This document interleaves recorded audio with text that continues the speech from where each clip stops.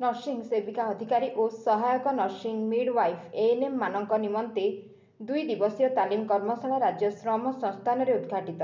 श्रम एवं ईएसआई विभाग द्वारा राज्य में अवस्थापित कर्मचारी राज्य बीमा योजना डाक्तरखाना मानक कार्य करुवा नर्सिंग सेविका अधिकारी और सहायक नर्सिंग मिडवाइफ एएनएम मानक निमंते एक 2 दिवसीय तालीम कर्मशाला राज्य श्रम संस्थान रे उद्घाटित हो जाइछि।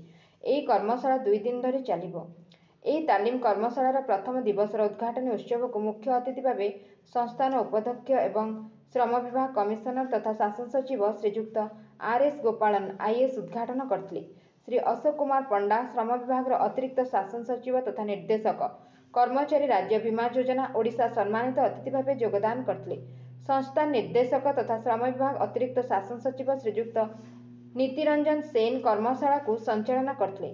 शेषରେ डाक्तर जगत जीवन पति युग्म निर्देशक धन्यवाद अर्पण करते। ଏହି କର୍ମଶାଳାରେ ସମୁଦାୟ 30 ଜଣ ନର୍ସିଂ ସେବିକା ଅଧିकारी ଓ ସହାୟକ ନର୍ସିଂ ମିଡୱାଇଫ୍ ଏଏନ୍ଏମ୍ ଯୋଗଦାନ କରିଛନ୍ତି। ଆସନ୍ତାକାଲି ଏହି କର୍ମଶାଳାର ଅନ୍ତିମ ଦିବସ। Bureau report Ekamra news agency.